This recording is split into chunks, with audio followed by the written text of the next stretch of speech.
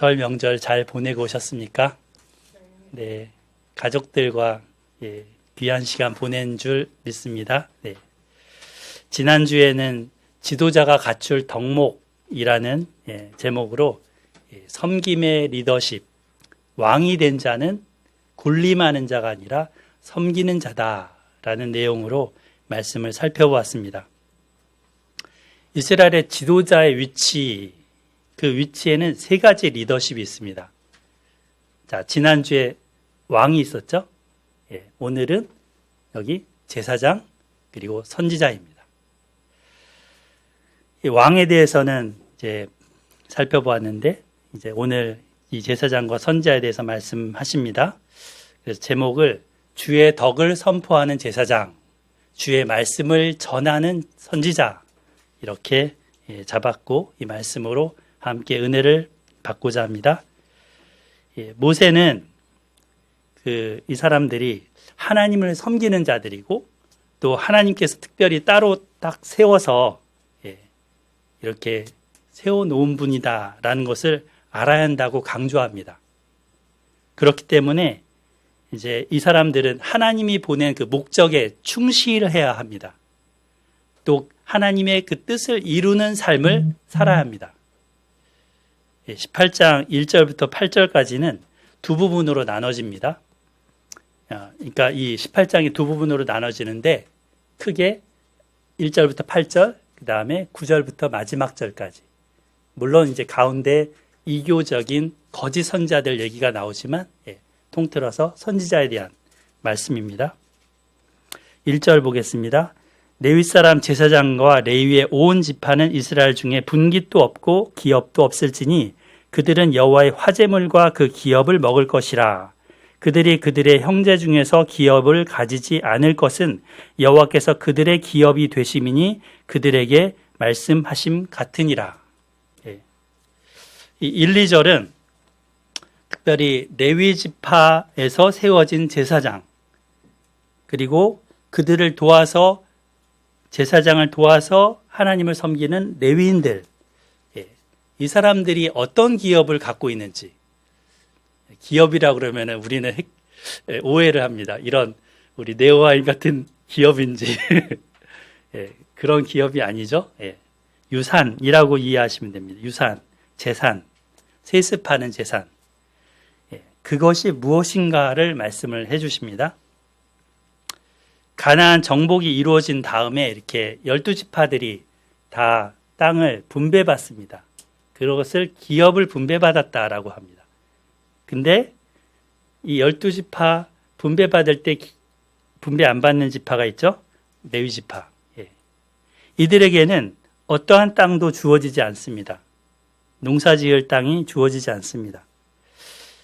그렇다고 이들을 안 됐네 이렇게 동정할 필요가 없습니다.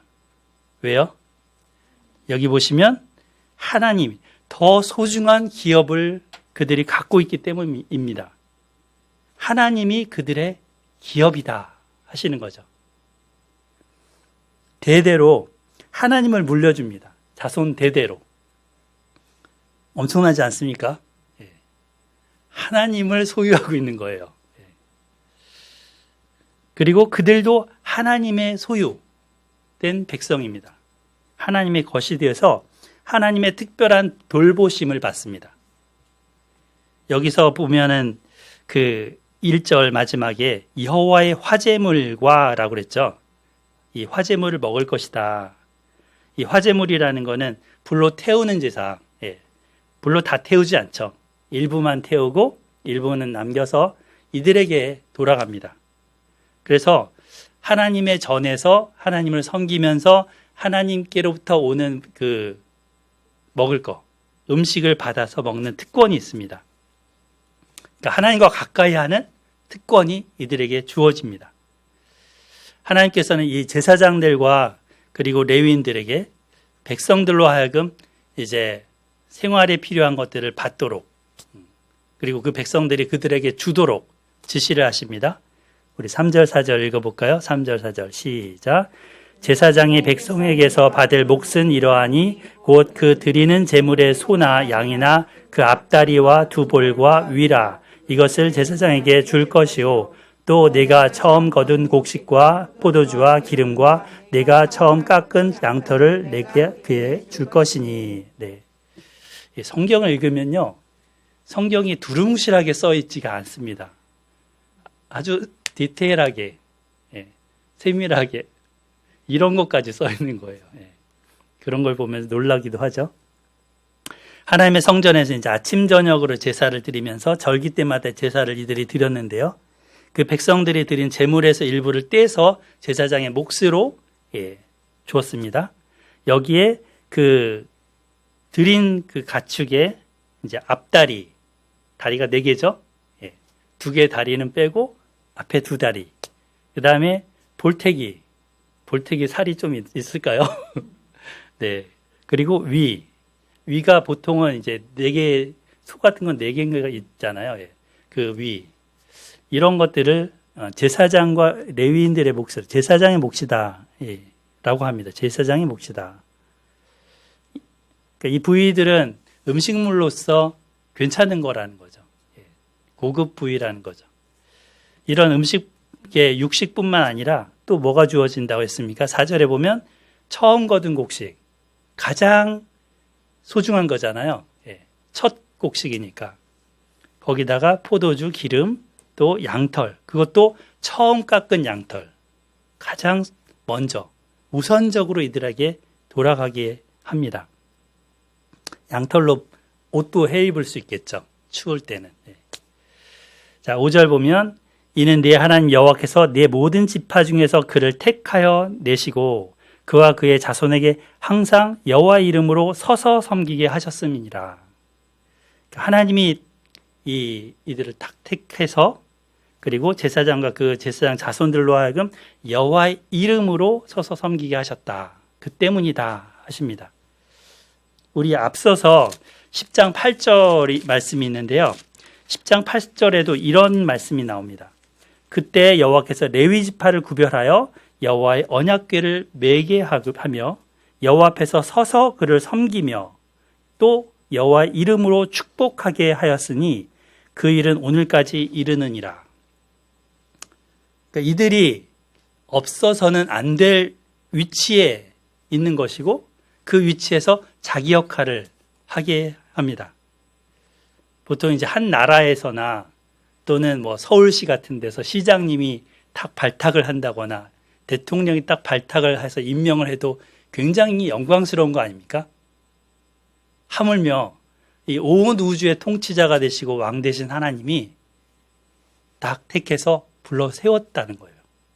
얼마나 영광스럽고 엄청난 직분입니까? 그리고 그들한테는 여호와 이름이 따라다닙니다. 여기 보면 5절에서 그와 그의 자손에게 항상 여호와 이름으로 섬기게 하셨다. 서서 섬기게 하셨다. 또 10장 8절에서도 여호와 이름으로 축복하게 하셨다. 하나님의 이름으로 그들이 사역을 하는 거죠. 그죠? 그러니까 자기 김원주 이 이름으로 사역을 하는 게 아니고 예수 그리스도 이름으로 사역을 하는 거죠. 저 같은 경우는. 우리가 기도할 때도 예수님 이름으로 기도합니다. 조금 전에도 우리 이호승 집사님이 마무리 기도했잖아요. 이거는 그냥 후렴구입니까? 아니죠.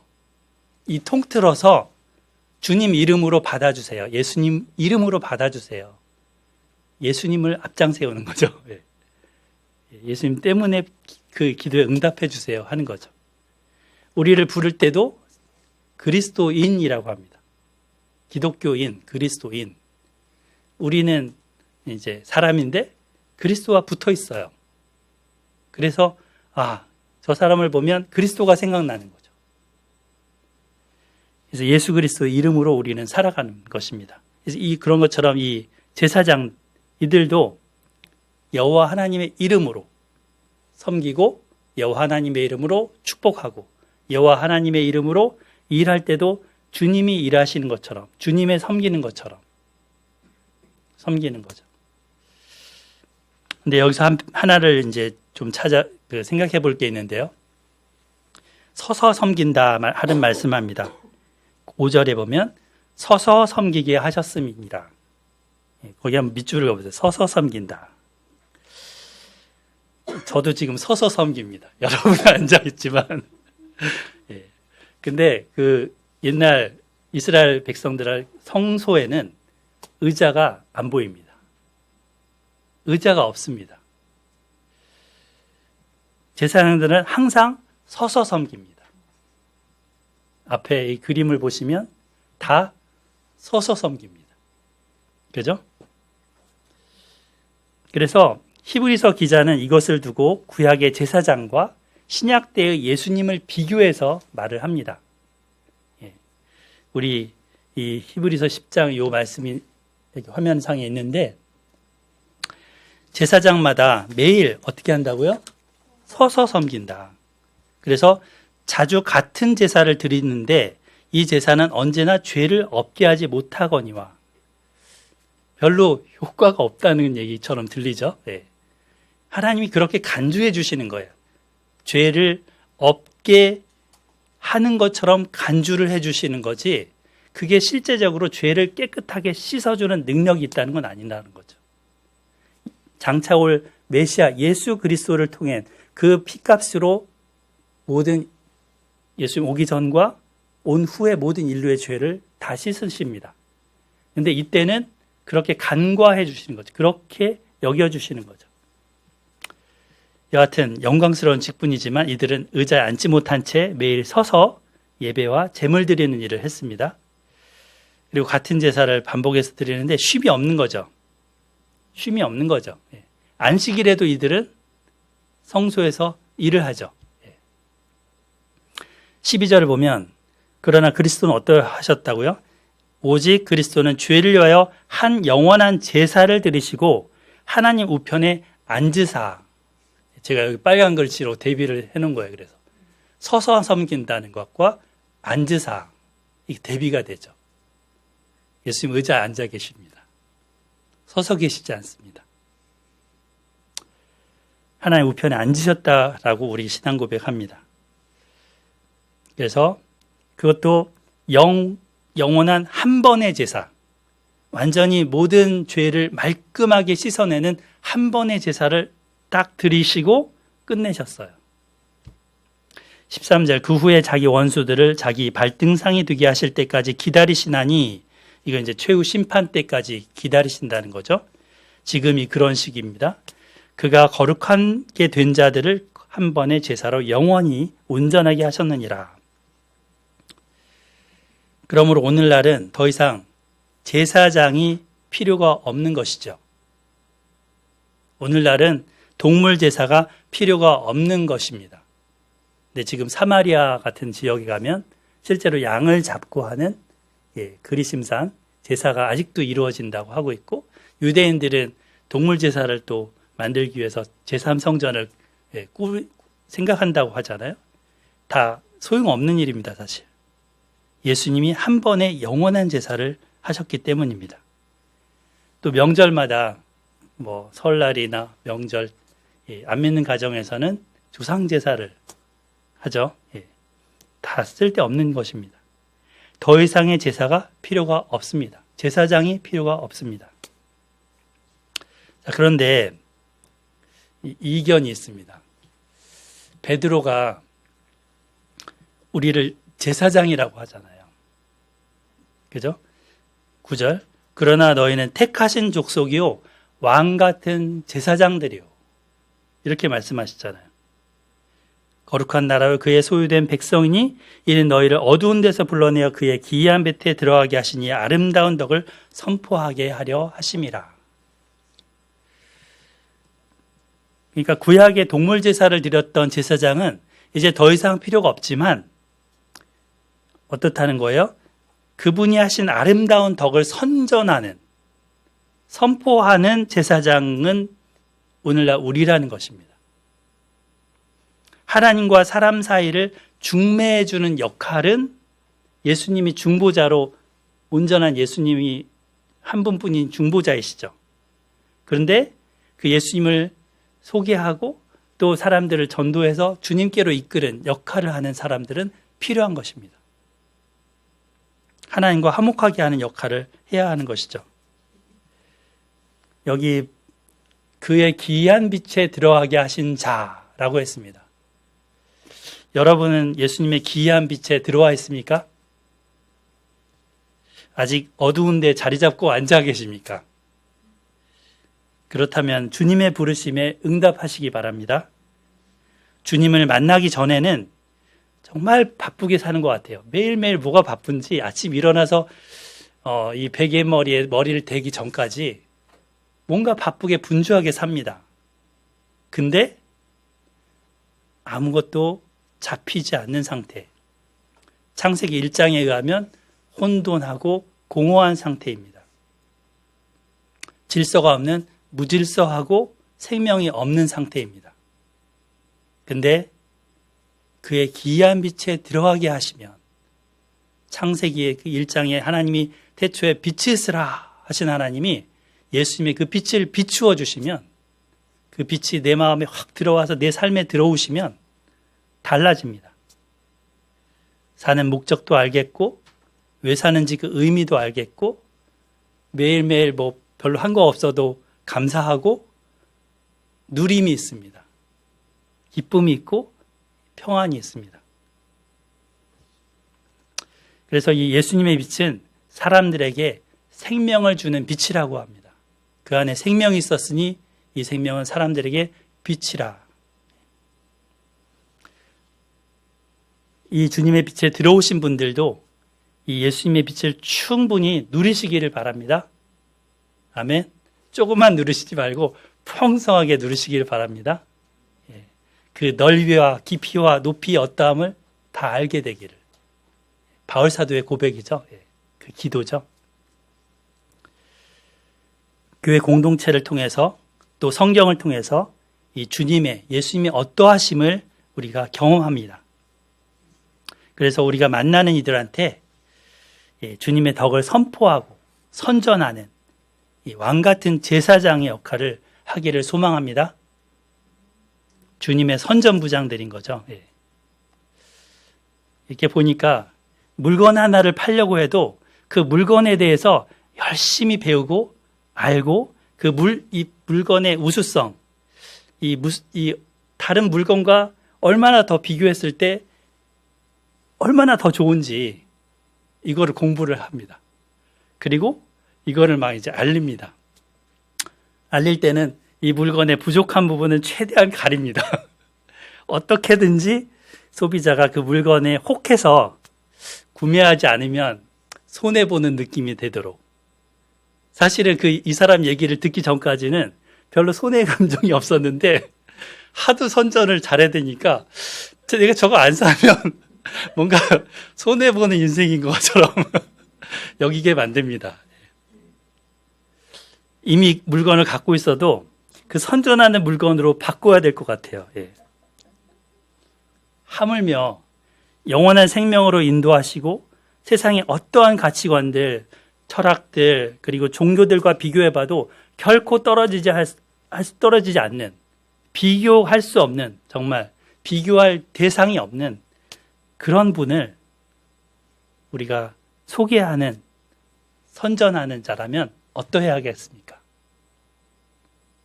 그래서 베드로는 이 편지의 3장에서 이렇게 말을 합니다. 3장 15절, 16절 말씀인데요. 제가 읽어드릴게요. 너희 마음에 그리스도를 주로 삼아 거룩하게 하고 너희 속에 있는 소망에 관한 이유를 묻는 자에게는 대답할 것을 항상 준비하되 온유와 두려움으로 하고 선한 양심을 가지라. 그러니까 우리는 대답할 것을 준비하고 있어야 됩니다. 항상 준비하고 있어야 됩니다. 그냥 넋놓고 있다가 그렇게 있으면 오히려 우리가 누군가에 의해서 채워갈 수 있습니다. 우리 교회가 더불어 이렇게 보면 이름이 뭐예요? 에스라 소망이잖아요. 소망교회. 소망에 관한 이유가 뭐냐? 당신이 가진 소망이 뭐길래 그렇게 사십니까? 라고 누가 묻는다면 여러분 뭐라고 대답을 해주시겠습니까? 기회를 삼아서 우리의 소망의 주 예수님을 전해야 할 것입니다. 저기 멀리 있는 뉴욕에 지금 유학가 있는 이혜진 자매가 저한테 카톡으로 질문이 왔습니다. 질문이 종종 오는데 요즘 잘 안 오더라고요. 근데 이번에 처음 갔을 때 질문이 왔는데 내용이 뭐냐면 친구한테 하나님께서 너를 사랑하신다는 사실을 알려주고 싶은데 성경 어느 절을 읽기를 추천해 주면 좋을까요? 이게 질문이었습니다. 그러니까 하나님이 사랑하는 걸 자기는 아는 거죠. 예진자매 아는 거죠. 근데 이 누군가에게 그 사랑을 알려주고 싶은데 어떻게 해야 될 방도를 잘 아직은 익숙지가 않은 거죠. 그래서 몇 가지 조언과 함께 말씀을 전해 주었습니다. 선교사의 역할을 할 수 있도록 우리가 기도해주고 도와야 되겠다라는 생각을 갖습니다. 자, 우리는 이제 보통 배울 때 누리는데 보통 그치려고 하는 경우가 많습니다. 나만 누리고 말지 뭐 이렇게. 근데 배운 거를 가르치고 또 누린 거를 전파하면서 더 풍성해집니다. 더 확실하게 알게 됩니다. 주님의 덕을 선전해야 되는 제사장이 되어야 하는 거죠. 우리 평생에. 이것이 우리의 사명이면서 특권입니다. 아멘. 예. 자, 우리 신명기로 다시 돌아가 보겠습니다. 예, 신명기 이제 6절부터 8절까지 볼 텐데, 여호수아 21장에 보면 이렇게 지도가 하나 있어요. 예. 가나안 땅에 이제 들어가서 레위인들한테도 성읍이 배분이 됩니다. 이것은 기업이라기보다는 각 지파 안에 속속들이 들어가서 그 역할을 하나님을 섬기는 역할을 잘 할 수 있도록 도우라 하기 위해서 이렇게 48개 성읍에 배정을 합니다. 그러니까 12지파니까 한 4개 정도씩 들어가는 거죠. 근데 지파별로 보면 유다 지파는 사람이 많으니까 거기는 많은 성읍이 배정이 되고 그렇지 않은 지파는 조금 배정이 되기도 합니다. 이렇게 하면서 뿔뿔이 흩어져서 살게 됩니다. 야곱이 레위를 창세기 마지막에 보면 축복을 할 때 좀 저주 같은 축복을 합니다. 너는 흩어질 것이다. 네 노함과 그 경노함을 인해서 산산이 흩어질 거다. 이렇게 저주같이 말을 하는데 하나님은 그 저주를 복으로 바꾸셔서 이렇게 흩어져서 오히려 더 복된 역할을 하도록 해놓으셨습니다. 이 율법도 가르치고 백성들을 영적으로 이끄는 역할을 하는 거죠. 지파의 형제들이 하나님 말씀대로 살아가는가 이렇게 살피고 격려하면서 때로는 재판도 합니다. 오늘날로 보면은 장로 역할입니다. 그러니까 목사님과 함께 성도들을 이렇게 신방도 하고 또 같이 돌보면서 의논도 하면서 하는 역할입니다. 그런데 이제 지방에 있는 그 레위인이 중앙 성소에서 섬기고 싶은 소원이 들 수 있잖아요. 이렇게 멀리 떨어져서 살다가 그 하나님이 정해준 택한 장소, 예루살렘이랄지 지난번에 실로랄지 이런데 그런 데서 자기가 섬기고 싶다. 그런 마음이 들 수 있습니다. 이때의 내용입니다. 6절부터 8절까지가 이스라엘 온 땅 어느 성읍에든지 거주하는 레위인이 간절한 소원이 있어 그가 사는 곳을 떠날지라도 여호와께서 택하신 곳에 이르면 여호와 앞에 선 그의 모든 형제 레위인과 같이 그의 하나님 여호와의 이름으로 섬길 수 있나니 그 사람의 몫은 그들과 같을 것이요 그가 조상의 것을 판 것은 별도의 소유이니라. 그러니까 지방에서 이제 이렇게 중앙으로 또 수도권으로 이렇게 올라올 경우 보통 그 고등법원, 지방법원 있잖아요. 지방법원에 있는 판사가 이렇게 중앙법원으로 오게 될 경우 보통 이렇게 선점한 사람들이 텃세를 부리거나 자기 주도권을 내세울 수 있잖아요. 근데 그런 하지 말라는 거예요. 지금 7절에 의하면 여호와 앞에 선 그의 모든 형제 레위인과 같이 똑같이 섬길 수 있다. 차별 두지 말라. 목도 나누는 목도 똑같이 하라. 라는 거죠. 그러면 그 사람은 지방에 자기 조상의 소유가 있을 거 아니에요. 그건 어떻게 해요? 그거 놔두라는 거예요. 예. 뭐 그거 있다고 여기에서 차별 두지 말라는 겁니다. 똑같이 섬기게 하라. 이 제사장과 레위인들의 위치는 하나님이 통치하시는 나라, 신정국가라고 하는 이스라엘에게 있어서는 너무나 중요한 위치입니다. 정말 중요한 위치입니다.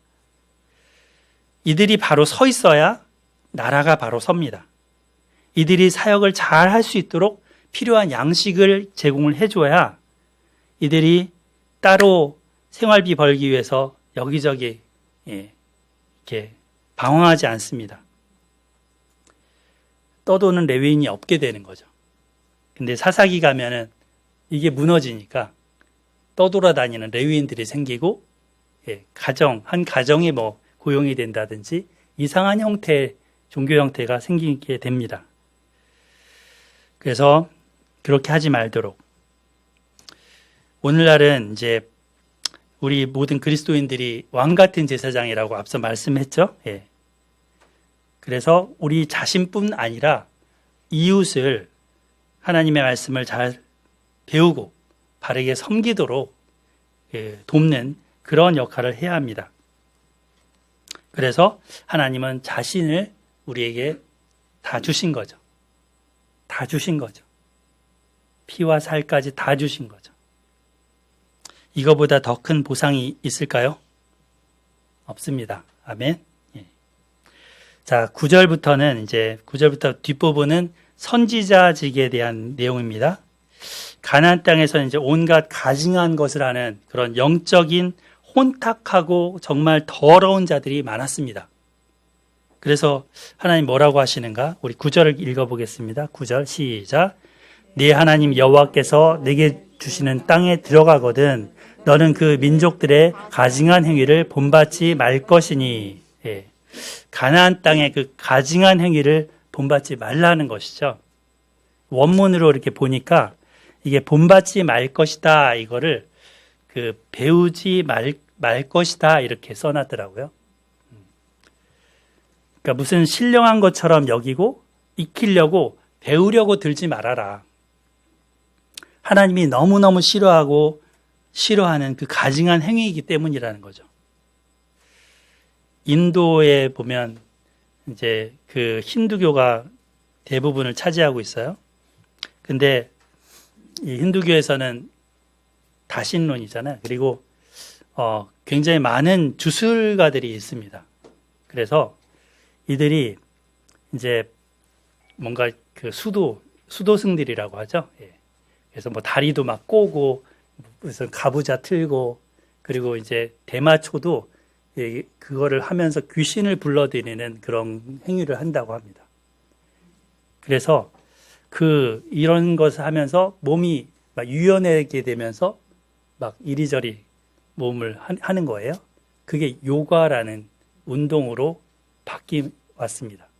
우리나라에서는 이게 몸을 건강하게 한다는 굳어진 몸을 스트레칭 해준다라 그래서 굉장히 권장해 주는 것처럼 퍼져 나갔는데 사실 그 근원을 따져가면 이런 귀신을 불러들이는 수도승들이 했던 동작들이라는 거죠.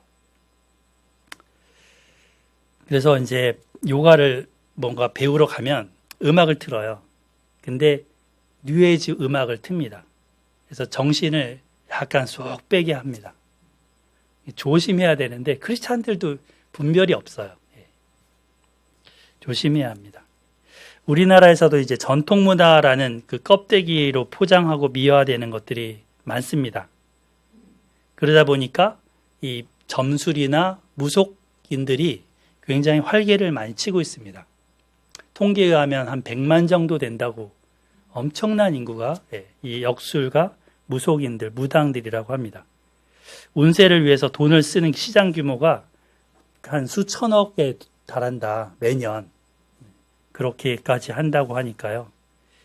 영화 같은 데도 보면 무당이나 뭐 주술사들이 많이 등장하죠. 또 공영방송에서도 뭐 무릎팍도사 뭐 이런 프로그램 재미스럽게 꾸미기지만 근저에는 이런 무속신앙이 있는 거죠. 심지어는 진짜 무당들이 나와서 겨루기도 합니다. 누가 더 맞추냐 뭐 이런. 예. 그리고 심지어 유명 정치인은 이제 무당의 조언을 받으면서 정치력을 기대하는 사람도 있는 거죠. 교회에도 이런 무속신앙이 들어왔습니다. 그래서 미래를 점쳐주는 것처럼 개인 예언을 해준다고 하면서 이제 이런 이제 예언 은사 뭐 이런 식으로 꾸며갖고 하는 게 유행병처럼 퍼졌습니다. 이 사람들이 무슨 신령한 선지자나 되는 것처럼 교회에 들어와서 귀신 난장판을 만들어 버렸습니다. 성령 운동으로 미화를 하지만 사실은 위험한 현상들입니다. 하나님의 말씀은 제껴두고 온갖 신비주의가 이 시대를 휩쓸고 있습니다. 안심하고 다닐 수 있는 교회 찾기가 정말 어렵습니다. 공영방송을 제가 이렇게 아침에 뉴스 라디오를 이렇게 듣다가 그 어떤 뉴스 프로그램이었는데 한 국회의원이 나와서 이제 얘기를 하는데요. 그 얘기 중에 어떤 얘기를 하냐면 운세를 보는 거 점술은 그냥 통계학일 뿐입니다. 이러는 겁니다. 아, 몰라도 한참 모르는구나 라는 생각을 했습니다. 성경은 분명히 이런 행위를 뭐라고 합니까? 가증한 행위다 라고 정죄하고 있습니다. 배우지 말아라. 본받지 말아라. 그래서 그 가증한 행위가 구체적으로 어떤 것인지 10절, 11절에 말씀을 하고 있죠. 10절 보면 그의 아들이나 딸을 불 가운데로 지나게 하는 자나 점쟁이나 기륭을 말하는 자나 요술자나 무당이나 진언자나 신접자나 박수나 초혼자를 너희 가운데 용납하지 말라. 여기 10절에 보면은 아들, 딸을 불 가운데로 지나가게 한다는 무지막지한 사람들이 나옵니다. 어떻게 인간의 탈을 쓰고 이렇게 할 수 있습니까? 자기 이익을 위해서라면 뭐든 못할 짓이 없는 사람들인 거죠. 거기다가 여기 보면 점쟁이, 기륭을 말하는 자, 요수라는 자, 무당, 진언자라는 거는 이렇게 막 주문을 외우는 자, 그리고 신접자는 귀신과 접신하는 자, 박수는 박수 무당인 거죠. 예. 초혼자는 여기 신접자랑 비슷한데 혼을 불러들이는 자입니다. 어찌 보면 이게 다 구분된다고 하기보다는 이렇게도 하고 저렇게도 하는 이런 부류의 사람들을 다 일컫고 있다고 생각이 됩니다. 이런 사람들이 가나안 땅에 넘쳐났다는 거죠. 이런 행위를 본받지 말라. 12절 같이 한번 읽어볼까요? 12절 시작. 이런 일을 행하는 모든 자를 여호와께서 가증히 여기시나니 이런 가증한 일로 말미암아 네 하나님 여호와께서 그들을 내 앞에서 쫓아내시느니라. 하나님이 현재 살고 있는 가나안 땅 족속을 쫓아내는 이유가 여러 가지 이유가 있겠지만 그중 하나가 이 거짓된 영에 잡혀서 혹세 무민하는 자들 때문이라는 것입니다. 사람들을 정말 악한 데로 몰고 가는 사람들 때문이라는 겁니다. 겉으로는 굉장히 좋아 보이죠. 운세를 봐주면서 잘 되는 거를 이렇게 소개해 주는 것 같으니까요. 점을 치면서 좋은 길을 알려주는 것 같으니까요. 그래서 이제 뭐 길흉, 이게 길하냐? 이때 이사 가면은 흉합니다. 저때 가셔야 길합니다. 뭐 이쪽으로 가야 돈을 많이 벌고요. 어디 가서는 사업을 하시면 안 되고요. 여름에 수영장 물놀이 하러 가지 마시고요. 뭐 이런 식의 말을 하는 거죠.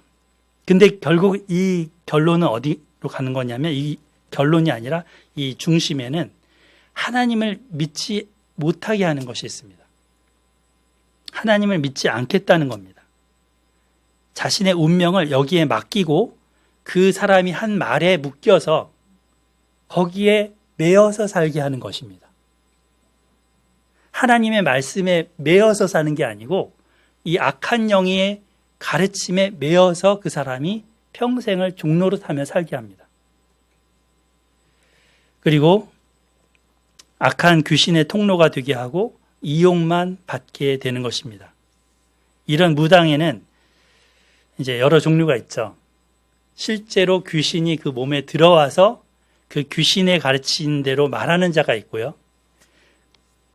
귀신의 그 가르침을 써놓은 책, 예를 들어 주역 같은 거, 그런 거를 공부를 해서, 점 보는 책을 공부를 해서 익혀서 하는 자들이 있습니다. 이 모두 하나님 앞에 가증합니다. 이스라엘 백성들은 이러한 자들을 주의해야 될 뿐 아니라 이런 자가 그들 백성 가운데 일어나서는 안 된다는 것입니다. 13절, 너는 네 하나님 여호와 앞에서 완전하라, 온전하라, 흠이 없으라. 여호와 하나님 앞에 완전한 것, 이런 것은 가증한 이런 행위를 따라가지 않는 거죠. 그들의 행위를 본받지 않을 뿐더러 근처에도 가지 않는 것입니다. 재미로라도 그런 점을 보는 것을 해서는 안 될 것입니다. 근데 대학가에 보면 이런 타로라고 하죠. 카드를 가지고 점을 보는 거, 카드점. 이런 것들이 많이 퍼져 있습니다. 사회가 불안할수록 취업도 잘 안 되고 결혼도 잘 안 되고 인생이 안 풀려. 뭔가 풀리는 해결 실마리를 알고 싶은데 그래서 이런 데를 또 찾아갑니다.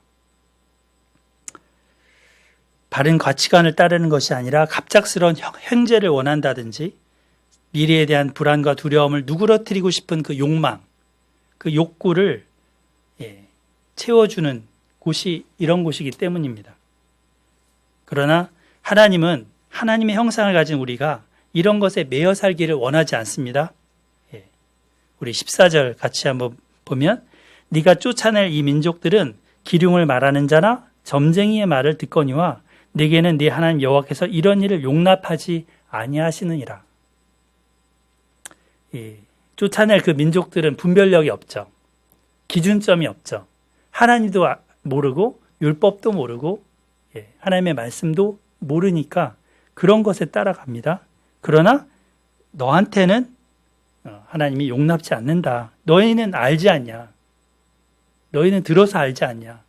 하나님을 아는 백성이 그런 데 가면 되겠냐? 이런 거죠.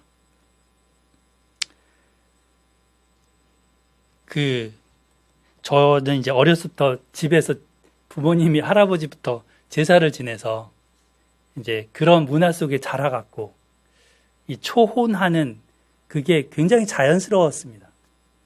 그러니까 향불을 이렇게 피워놓고 향이 모락모락 피게 하고 그 다음에 신주라 그래서 거기 이제 조상의 이름을 거기 써붙여놓고 위패죠. 써붙여놓고 문을 다 엽니다.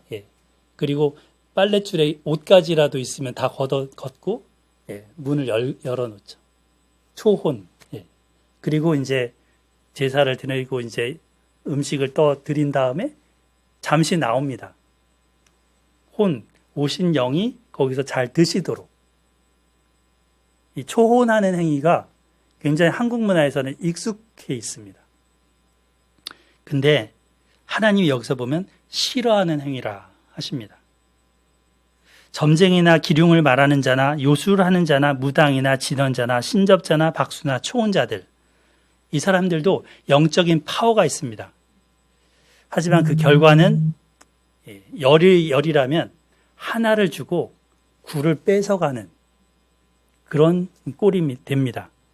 점쟁이가 알려준 대로 뭔가 무속적인 행위를 해서 뭔가 되는 것 같아요. 그러나 9가 뺏겨나갑니다. 권력을 가진다 하더라도 두고 보십시오. 그 결말이 어떨지 좋지 않을 겁니다. 무당이 알려준 대로 인생사의 중요한 결정을 하려고 한다면 창조주 하나님, 살아계신 하나님을 믿지 않고 배신하는 행위이기 때문입니다. 우리가 태어난 그 사주라고 하죠.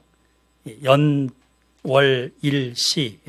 이거를 가지고 사주팔자를 따지잖아요. 이것도 가증한 행위입니다. 손금이라고 하잖아요. 이 손금. 손금을 믿고 손금에 내 인생을 갈 거다. 그렇게 산다는 것은 살아계신 하나님이 내 인생을 인도하신다는 것을 믿지 않는 행위입니다. 어리석은 마음입니다. 하나님을 믿으면 이런 것에서 자유할 수 있습니다.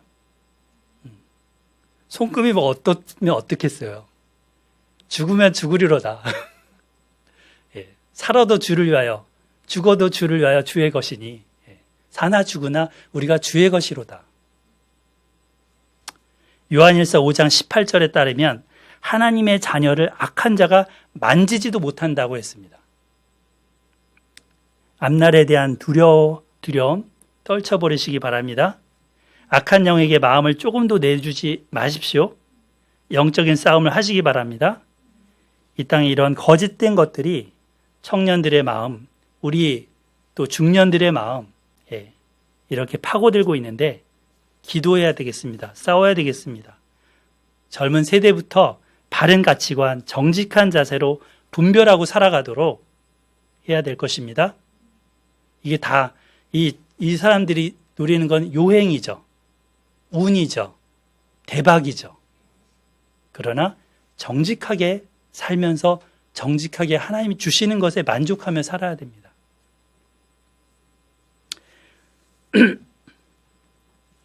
뭐 마음 수련이니 요가니 마술이니 이런 눈속임 하는 것에 흥미를 끄는 것들이 있겠지만 속이는 기술 이런 것들에 발을 들여놓아서는 안 될 것입니다.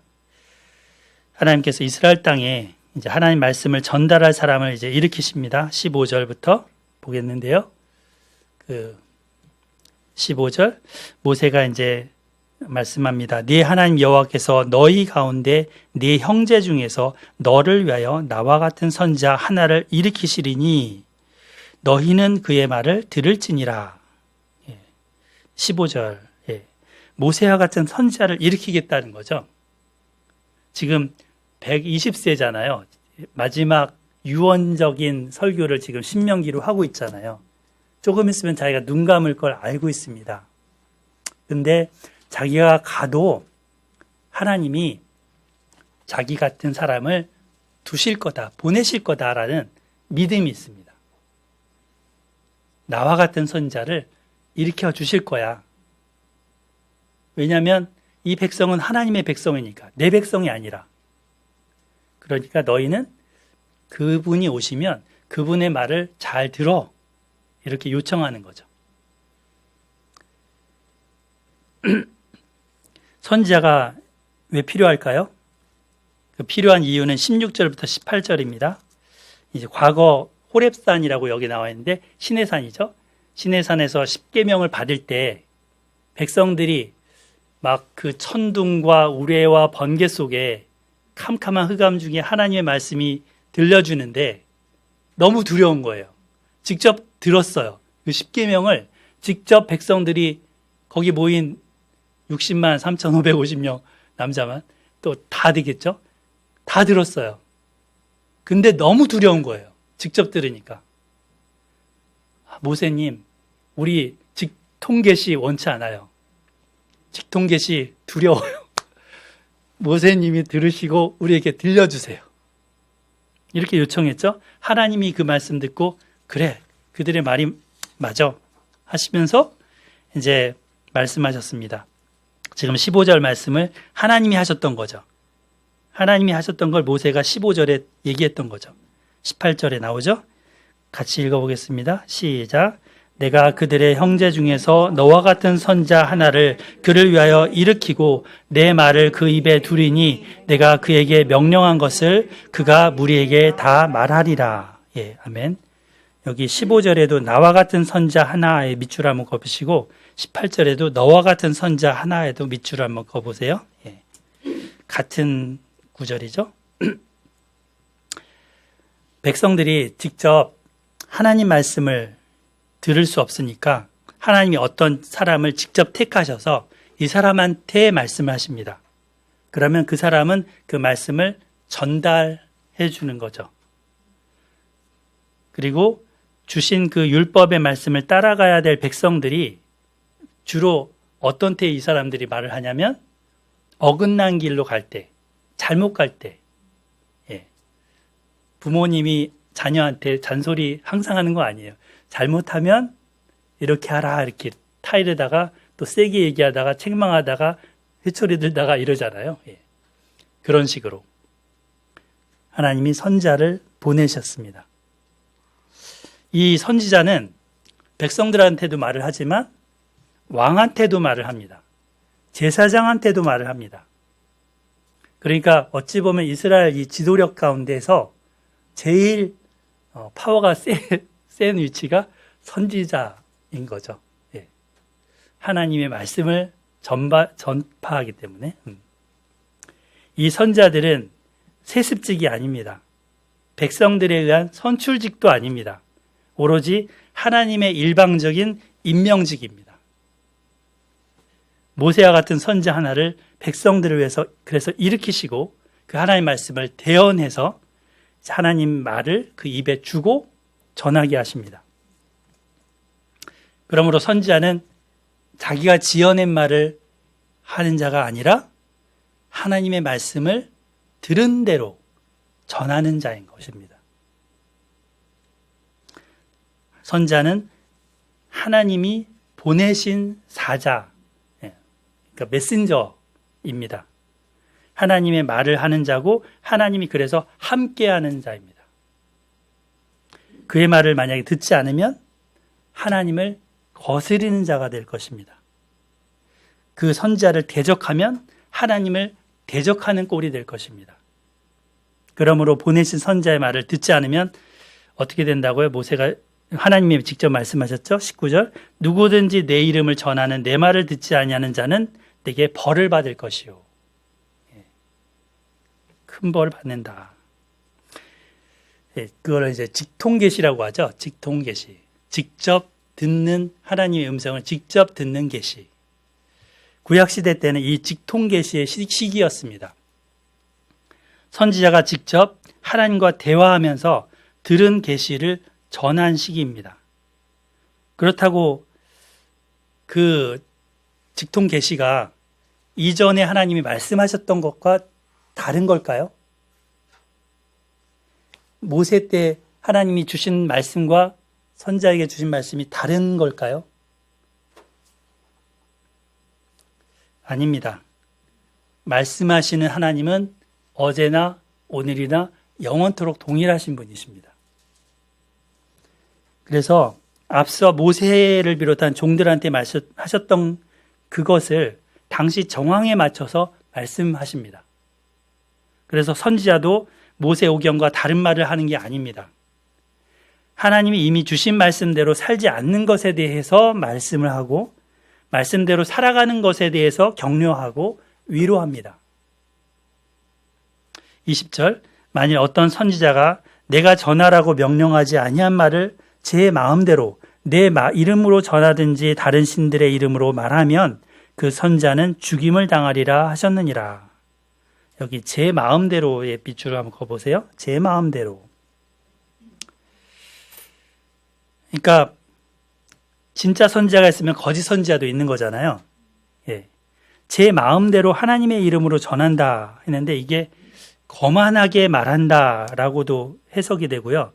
가식적으로 말한다라고도 해석이 됩니다. 이 단어가 제 마음대로. 그러니까 뭔가 자기가 뭔가 있는 것처럼 거만하게. 예. 그러면서 실제가 아닌 가식적으로. 예. 만들어낸 말을 떠들어댄다는 거죠. 하나님이 보내신 자가 아닌데 하나님의 이름으로 거짓을 외칩니다. 이런 자를 하나님께서 직접 어떻게 하실까요? 이런 자들은 직접 처단하십니다. 앞서 이 우상 숭배자들은 백성들로 하여금 돌로 쳐 죽이라고 했지만 백성들이 이렇게 때려서 죽이잖아요. 예. 근데 이것은 이 거짓 선자는 하나님이 직접 처벌하십니다. 직접. 백성들 입장에서는 이제 헷갈릴 수 있어요. 진짜 선지자가 하는 말이 있고 가짜 선지자가 하는 말이 있어요. 다 이렇게 들려오는데 이 사람도 하나님의 이름으로 말해요. 이 사람도 하나님의 이름으로 말해요. 근데 두 개가 달라요. 그러면 어떡하지? 어떤 말이 진짜 하나님 말씀인지 어떻게 알지? 직접 드러내서 말하다가는 뭔가 앞서서 내 말을 듣지 아니하는 자는 내게 벌을 받을 것이요. 이런 말씀하셔갖고 직접 입으로 내면 벌 받을 것 같으니까 여기 21절에 보면 네가 마음속으로 속으로 이렇게 생각할 수 있을지 모르겠다. 22절 만일 선지자가 있어 여호와의 이름으로 말한 일에 증언도 없고 성취함도 없으면 이는 여호와께서 말씀하신 것이 아니요. 자, 지금 보면 일단은 20절에 다른 신의 이름으로 말하면 그는 하나님의 이름, 하나님이 보낸 자가 아니죠. 다른 신의 이름으로 왔으니까. 아니에요. 일단 하나님의 이름으로 온 자 중에서 그 말한 일의 증언, 그 뭔가 예언을 했을 텐데 그것의 성취가 없다면, 그것의 증거가 없다면 앞으로의 일어날 일에 대한 성취일 수도 있고 이미 하나님이 하신 모세오경을 비롯한 이 말씀과 다른 얘기, 틀린 얘기, 이거일 수도 있는 거죠. 그 증언이라는 게 증거를 봤을 때 이렇다면 그는 하나님께서 말씀한 것이 아니다 이렇게 판단하라는 겁니다. 그러면 그 사람은 제 마음대로 거만하게 가식적으로 말을 한 것이기 때문에 너는 그를 두려워하지 말아라. 예수님도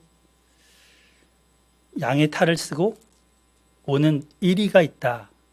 너희는 주의하라 하셨습니다. 그런데 그 열매로 그 나무를 알지니 하셨죠. 좋은 열매를 보고 그가 좋은 나무인 걸 알아라. 만약에 나쁜 열매라면 나쁜 열매, 나쁜 나무다. 이 증언과 성취함을 열매로 보시는 거죠. 온갖 이단 종교들을 보세요. 종말론이 요즘 들어 더 많아지면서 굉장히 여러 가지 말들이 쏟아지고 있습니다. 근데 이단 종교들이 하는 걸 보면 두 가지예요. 하나는 어느 정도 수가 차면, 어느 정도 뭔가 조건이 만족하면 예수님 온다.